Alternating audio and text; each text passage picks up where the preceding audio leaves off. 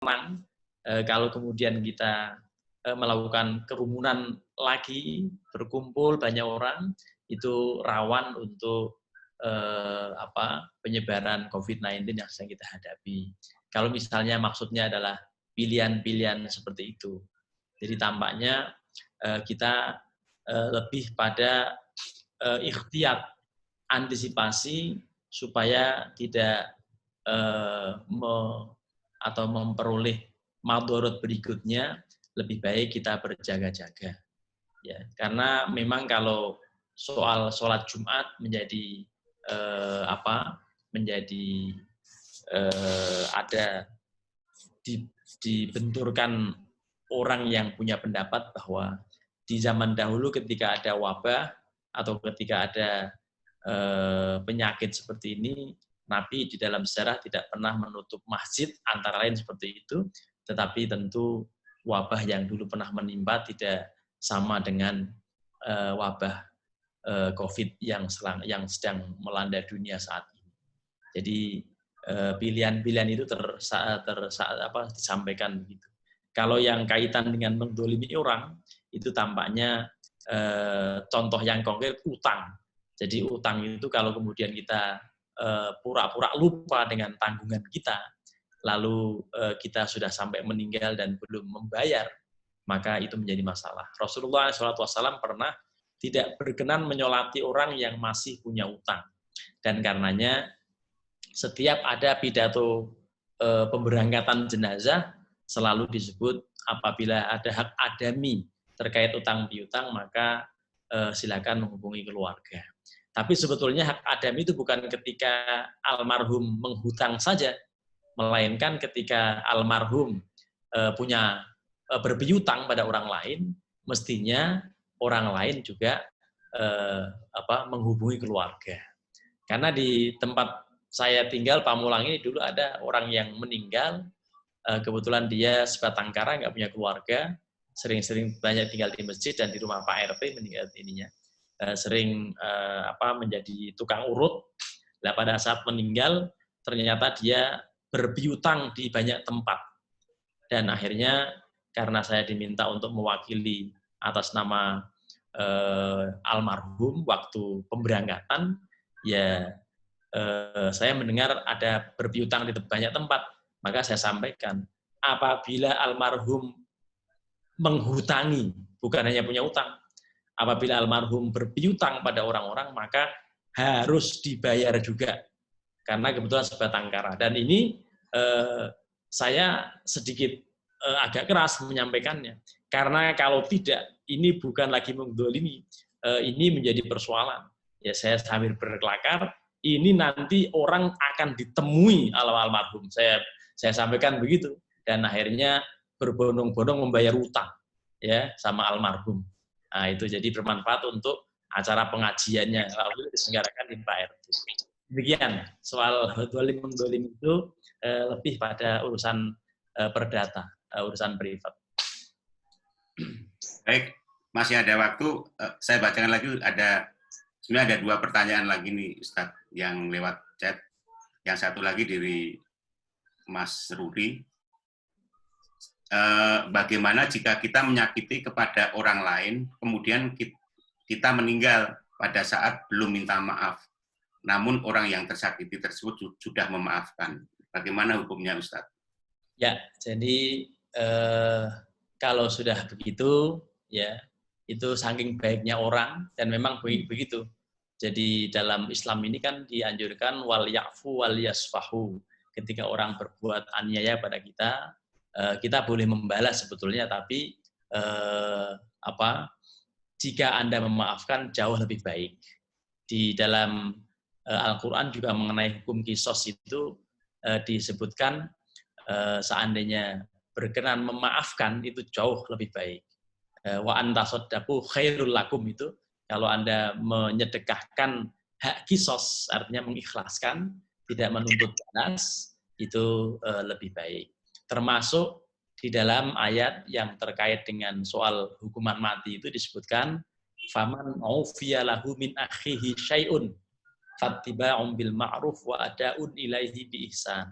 barang siapa yang telah diberi maaf oleh keluarganya, maka hendaklah yang memberi maaf mengikuti dengan cara baik, telah memberi maaf jangan dendam.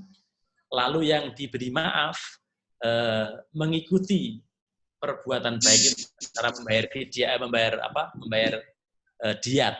Itu kebaikan dalam ajaran hukum Islam. Dan karenanya seandainya memang belum sempat minta maaf, ya sudah terselesaikan akibat orang itu telah memaafkan. Jadi kalimat sudah saya maafkan sebelum Anda minta maaf itu sangat bijak. Tetapi mudah-mudahan kalimat ini lahir dohiron wa batinan, lahir dan batin, bukan hanya lahir, supaya kita betul-betul bisa tulus, bisa murni menghadap Allah tanpa membawa beban.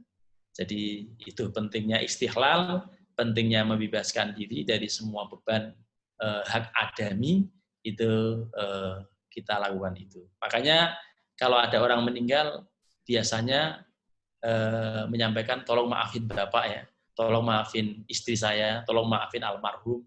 Itu karena apa? Kali-kali dulu selama hidupnya pernah berbuat kurang berkenan, kurang enak, menyakiti hati, dan itu kemudian kita wajib untuk meminta maafkan atas nama almarhum yang telah berulang. Demikian, Pak. Baik, mungkin dari teman-teman ini sebenarnya masih ada satu lagi, Ustadz, yang silakan dibacakan aja. Bila kita hanya mampu menjalankan sebagian saja dari paparan Ustadz tadi, apakah bisa mendapatkan predikat husnul khotimah, Ustadz? Iya, bisa. Karena memang jalan menuju husnul khotimah itu berbagai cara, ya. Tetapi jangan lantas misalnya dia rajin berzikir la ilaha illallah, tetapi tidak pernah sholat. Nah, itu juga masalah itu. Jadi kalau dia membaca zikir la ilaha illallah, zikirnya rajin betul, tetapi sholat jamaah tidak dilakukan, atau malah nggak pernah sholat, ya itu ibarat orang pakai jas atas bawah bagus, atau jasnya bagus, tetapi ternyata celananya pendek, ya, bahkan celana dalam dipakai, lalu pergi ke luar, ini menjadi persoalan. Jadi artinya yang pokok-pokok itu dijalankan dulu. Jadi satu juga sudah bagus, tetapi jangan yang lain ditabrak, apalagi yang sangat inti tadi soal menjaga sholat 5 waktu. Demikian, Pak. Baik. Kayak masih ada waktu 5 menit, kalau mungkin dari teman-teman masih pengen bertanya. Ustadz Udin? Oh, sudah cukup ya. Baik, terima kasih Ustadz atas penjelasannya. Mudah-mudahan kita kelak menjadi bagian dari orang-orang yang meninggal dalam kondisi husnul khotimah. Amin. Amin. Selanjutnya saya mohon untuk Ustadz Udin untuk menutup kajian duka pagi ini. Silakan dengan berdoa. Assalamualaikum warahmatullahi wabarakatuh. Waalaikumsalam warahmatullahi wabarakatuh. Baik Bapak Ibu, marilah kita kajian duha pada pagi hari ini dengan bersama-sama berdoa memohon kehadirat Allah Subhanahu wa taala. Semoga Allah Subhanahu wa taala mengabulkan doa kita semua. Ala hadhihi niyyah wa ala kulli niyatin shalihah ila hadratin Nabi al-Fatihah. A'udzu billahi minasyaitonir rajim. Bismillahirrahmanirrahim. Alhamdulillahi rabbil alamin. Arrahmanir rahim. Maliki yaumiddin. Iyyaka na'budu wa iyyaka nasta'in. Ihdinas siratal mustaqim. Siratal ladzina an'amta 'alaihim ghairil maghdubi 'alaihim waladdallin. A'udzu billahi minasyaitonir rajim. Bismillahirrahmanirrahim. Alhamdulillahi rabbil alamin. Hamdan na'imin. Hamdan syakirin. Hamdan yu'afi ni'amahu wa yukafi'u mazidah. Ya Rabbana lakal hamdu wa lakal syukru kama yanbaghi li jalali wajhikal karim wa 'azimi sultanik. Amin. اللهم صل على سيدنا محمد صلاة تنجينا بها من جميع الأحوال والآفات Amin. وتقضي لنا بها جميع الحاجات Amin. وتطهرنا بها من جميع السيئات Amin. وترفعنا بها عندك على الدرجات Amin. وتبلغنا بها أقصى الغايات من جميع الخيرات في الحياة وبعد الممات إنك على كل شيء قدير. Amin. اغفر لنا ذنوبنا ولوالدينا وارحمهما كما ربونا صغارا ولجميع المسلمين والمسلمات المؤمنين والمؤمنات الأحياء منهم والأموات إنك السميع قريب مجيب الدعوات ويا قاضي الحاجات. Amin. اللهم إنا نسألك الهدى والتقى والعفاف والغنى والمعافاة الدائمة في ديننا ودنيانا وأهلنا وأموالنا ووفقنا للشكر على نعمك وأئنا على طاعتك وحسن عبادتك. اللهم احتم لنا بحسن الخاتمة Amin. ولا تحتم علينا بسوء الخاتمة. Amin. يا مقلب القلوب ثبت قلبي على دينك. ربنا آتنا في الدنيا حسنة وفي آمين. الآخرة حسنة وقنا عذاب النار وأدخلنا الجنة مع الأبرار يا عزيز يا غفار يا رب العالمين. Amin. صلى الله على سيدنا محمد النبي Allahumma salli wa الأمي sallim wa barik. وعلى آله وصحبه وسلم. بفضلك سبحان ربك رب العزة عما يصفون وسلام على المرسلين والحمد لله رب العالمين. السلام عليكم ورحمة الله وبركاته. Waalaikumsalam. Ustaz, kalau masih ada satu lagi ada yang kelewat tadi, bisa masih Pak Ustadz ya? Silakan, silakan. Bentar, ini malah nggak bisa di scroll ke atas. Nanya langsung aja boleh? Oh iya, silakan Bu Rina. Iya, itu saya masih ingin dijelaskan lagi tentang bid'ah, karena tadi juga menyinggung tentang bid'ah, dan waktu sebelumnya kan juga disampaikan tentang bid'ah, di mana bid'ah itu adalah hal-hal yang dulu di zaman Nabi Muhammad nggak ada. Nah, itu perlu penjelasan lebih banyak Pak Ustadz, karena sekarang kan banyak sekali yang yang di zaman Nabi Muhammad nggak ada gitu, tapi kita jalani. Nah, itu seperti apa jadinya kalau hukumnya tentang bid'ahnya? Ya, baik. Hadis tentang bid'ah itu antara lain manis tahdatsa fi amrina hadza wa laisa minhu fahuwa raddun.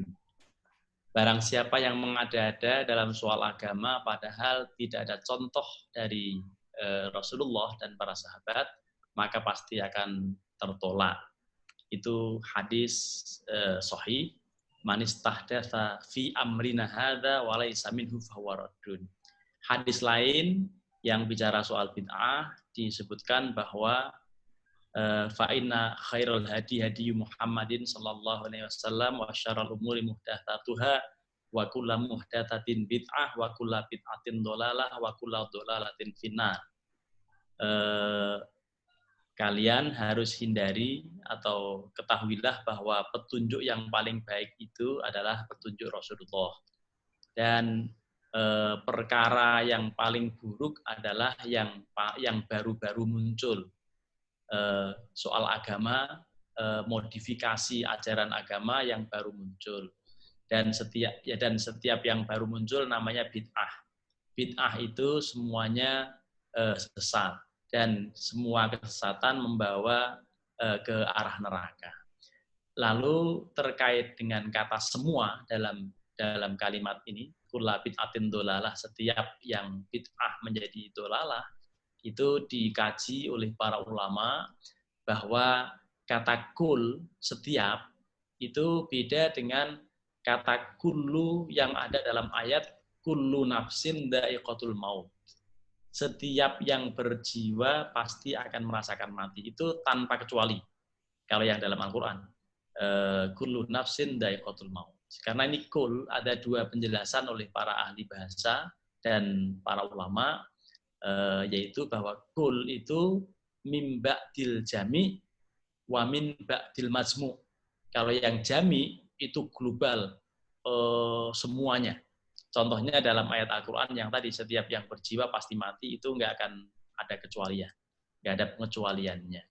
Tetapi dalam hal kullu bid'atin dhalalah, setiap yang bid'ah, setiap perkara baru itu sesat, itu ada pengecualiannya. Sehingga para ulama ada membagi bid'ah itu, ada yang bid'ah dhalalah, tetapi banyak juga bid'ah yang tidak dhalalah. Ya, apa contohnya? Contohnya membukukan Al-Quran ini. Ini dulu Al-Quran di zaman Nabi itu belum terbukukan dengan baik. Belum terbukukan dengan baik. Dibukukan kemudian rapi menjadi seperti ini. Bahkan Abu Bakar ketika menerima usulan Sayyidina Umar untuk membukukan Al-Quran itu berat. Lebih baik saya diperintahkan untuk memindahkan bukit satu ke bukit yang lain daripada engkau perintahkan atau engkau usulkan membukukan Al-Quran. Lu kenapa? Karena Rasulullah tidak pernah memerintah. Rasulullah tidak pernah menginstruksikan untuk dibukukan. Lalu diyakinkan sekian kali oleh Umar, Sayyidina Umar, lalu beliau juga istikharah dan akhirnya Al-Quran berhasil dibukukan. Itu bid'ah. Di zaman Nabi belum ada, belum terbukukan Al-Quran. Tapi kemudian dibukukan, dan ini berarti bukan sesat, bahkan wajib itu. Kalau nggak dibukukan mungkin sudah hilang Al-Quran. Karena banyak para penghafal Al-Quran yang gugur dalam medan pertempuran zaman dahulu. Contoh-contoh yang lain tentu banyak, ada yang masuk dhalalah, ada yang tidak dhalalah, asal memang kaitannya dengan agama.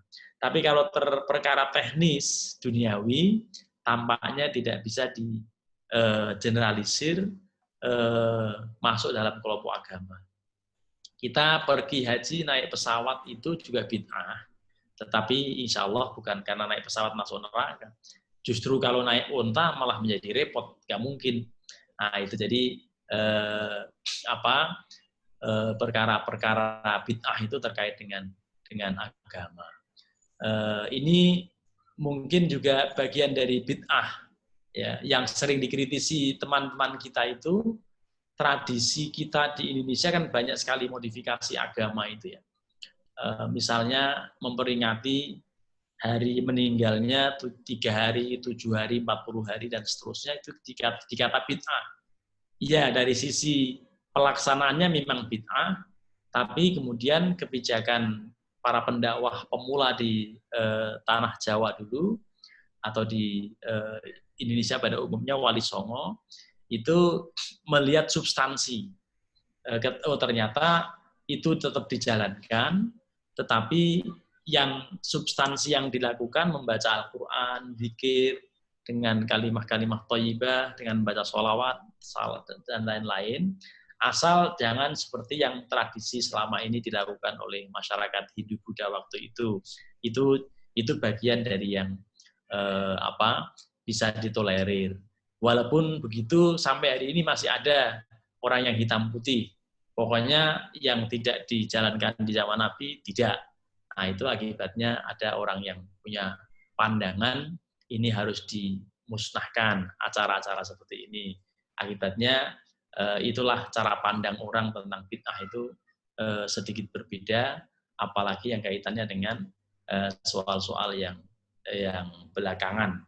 Tapi kalau di kata bid'ah soal-soal dunia, maka tidak akan maju orang itu, karena soal-soal duniawi kan ngaji pakai Zoom ini juga bid'ah karena nggak ada zaman Nabi. Lalu kita komunikasi pakai HP juga nggak ada, ya, dan seterusnya. Ini insya Allah tidak termasuk bid'ah karena ini bukan urusan agama langsung. Walaupun membahas soal agama melalui media ini, tetapi bukan prinsip agamanya, tapi sarananya, sarana duniawi. Jadi begitu. Yang ekstrim misalnya sholat subuh menurut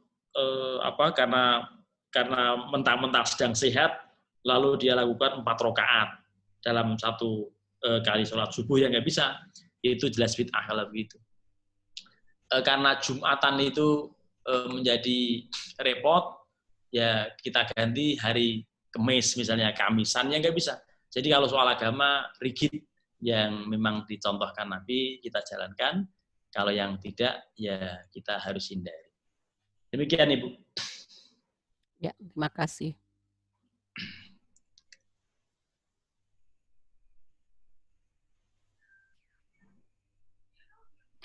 Masih ada?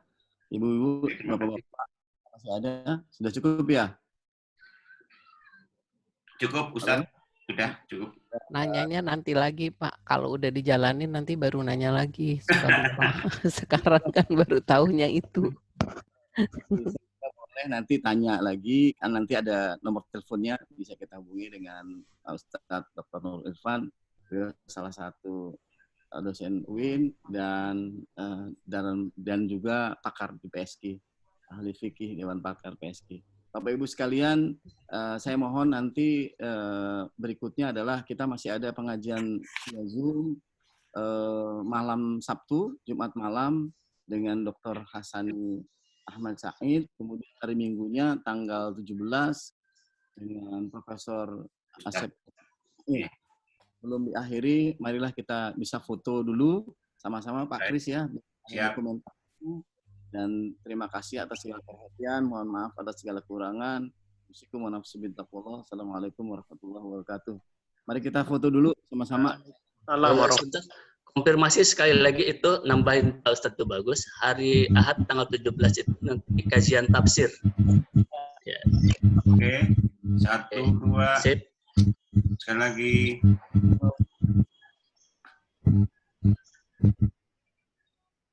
Satu, dua. Terima kasih. Ya, terima kasih. Assalamualaikum. Waalaikumsalam warahmatullahi wabarakatuh. Jadi kotakan snacknya dikirim masing-masing ya ke rumah. Saya juga pakai grupnya, pakai celana pendek padahal. Wah. Itu pasti habis sarapan itu. Belum mandi. Malu lah sama Sati lah nih. Habis sarapan itu. Pak Dani, alhamdulillah. Pak Trisna, Pak Dani ikut tuh. Alhamdulillah. Terima kasih. Terima kasih ya semua. Ya, terima kasih Pak Ibrahim sudah bisa join nih hari ini. Alhamdulillah Pak Sabri, terima kasih. Pak Aib. Alhamdulillah hari ini ada kemajuan lagi Pak Krisna. Banyak. Ya, dan ini 17. Muka baru yang bisa masuk.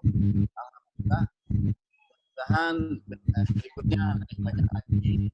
Khawatir menggunakan Zoom karena cukup friendly dan semuanya aman dan Pak Dani bisa menyampaikan kepada ada grup 7 Up bahwa aman-aman saja insya Allah gitu ya. Yang menjamin Allah. Mas Ruri kurang ke atas, jangan terlalu ke bawah Mas. Dia masih sempat katanya matanya. Matanya masih sempat. Lagi sambil mimpi dia. Senyum dong, senyum. Sambil mimpi dia. Pak Ibrahim, ayo Pak Ibrahim coba ada pesan Pak Sabri barangkali untuk masukan kita. Pak Ibrahim masih di mute ya Pak? Enggak, udah semua udah itu Pak. Ya, pas. Pak Sabri, terima kasih Pak Sabri. Suaranya bagus Pak. Bagus ya. Pak Sabri, udah.